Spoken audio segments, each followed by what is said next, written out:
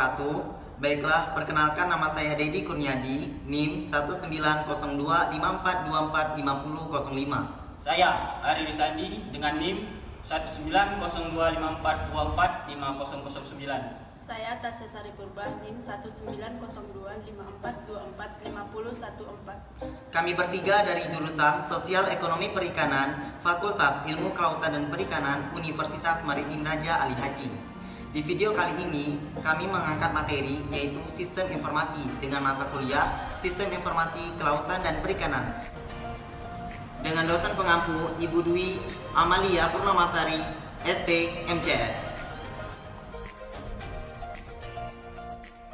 1. Pengertian sistem informasi. Informasi adalah data yang diolah menjadi bentuk yang lebih berguna dan lebih berarti bagi penerimanya. Adapun sumber informasi adalah data. Manakala Gordon B. Davis mengatakan informasi adalah data yang telah diolah menjadi suatu bentuk yang penting bagi si penerima dan mempunyai nilai nyata atau yang dapat dirasakan dalam keputusan-keputusan yang sekarang atau keputusan-keputusan yang akan datang. Menurut KBBI, sistem informasi adalah sebuah penerangan, pemberitahuan, kabar atau berita tentang sesuatu. Keseluruhan makna yang menunjang amanat dan yang terlihat di bagian-bagian amanat itu. Sistem informasi adalah suatu sistem di dalam suatu organisasi yang mempertemukan kebutuhan pengelolaan transaksi harian, mendukung operasi, bersifat manajerial, dan kegiatan strategi dari suatu organisasi dan menyediakan pihak luar tertentu dengan laporan-laporan yang dibutuhkan.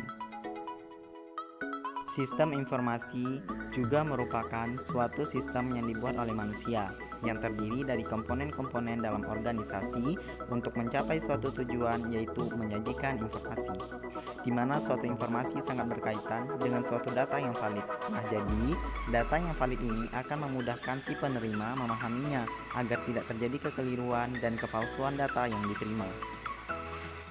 Nah, jadi komponen-komponen dalam sistem informasi itu terbagi menjadi 4. Nah, yang pertama adalah blok model. Blok model ini terdiri dari kombinasi prosedur, logika, dan metode matematik yang sangat memanipulasi data, input, dan data yang tersimpan di basis data dengan cara yang sudah ditentukan untuk menghasilkan keluaran yang diinginkan. Yang kedua, blok teknologi.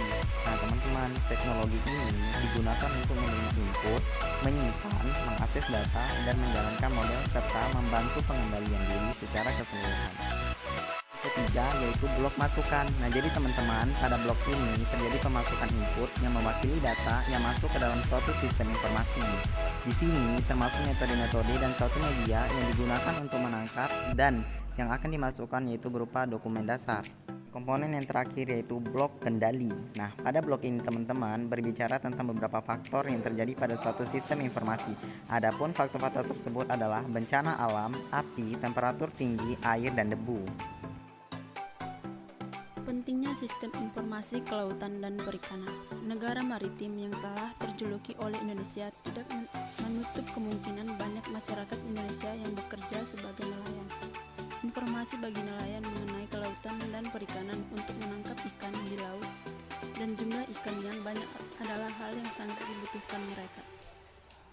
Sementara itu, sampai saat ini permasalahan pada sistem informasi kelautan dan perikanan masih belum terseleksikan.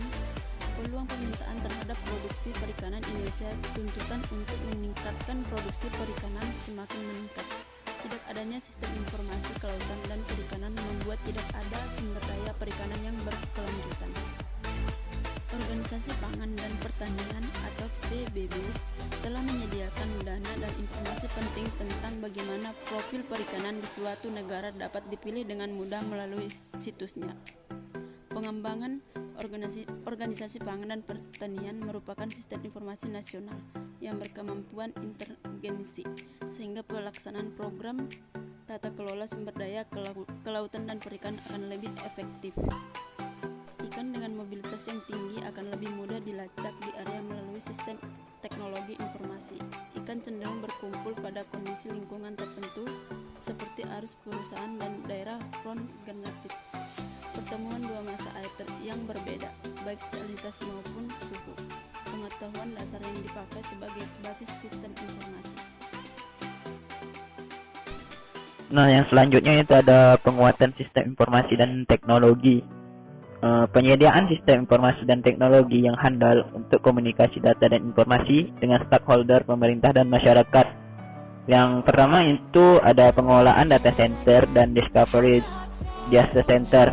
Nah, yang ini server-server utamanya di backup yang digunakan untuk seluruh aplikasi di lingkup KKP.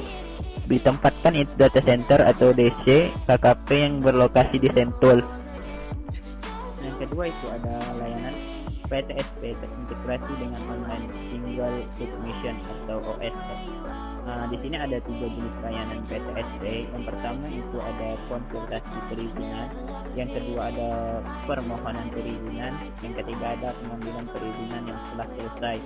Nah, untuk jumlah layanan PTSP sendiri yaitu ada DigiVRL yaitu dengan 1 layanan, DigiVT ada 4 layanan, DigiPB ada 3 layanan, PDS ada 3 layanan, PSDKP ada 1 layanan, BKIPM ada 1 layanan. Jadi jumlah totalnya itu ada 13 layanan. Selanjutnya ada integrasi aplikasi perizinan tahap 1. Integrasi layanan perizinan melalui beberapa aplikasi yang terintegrasi, di antaranya yang pertama yaitu ada OSS atau online single submission dari KKP. Yang kedua itu sertifikat kelayakan pengolahan SKP online. Yang ketiga hazard analytical critical control point atau HACCP online. Yang keempat ada rekomendasi pemasukan hasil perikanan RPHP online. Yang kelima permohonan pemeriksaan karantina ikan online. Dan yang terakhir ada Sister Caroline di UPT BKIPM. Untuk yang terakhir itu aplikasi mobile statistik. Aplikasi berbasis Android untuk diseminisasi dan statistik utama KKP, diantaranya yang pertama itu infografis, yang kedua publikasi, yang ketiga IKU KKP, yang keempat data produksi perikanan, yang kelima data produksi garam, yang keenam data luas lahan budidaya, yang ketujuh data RTP.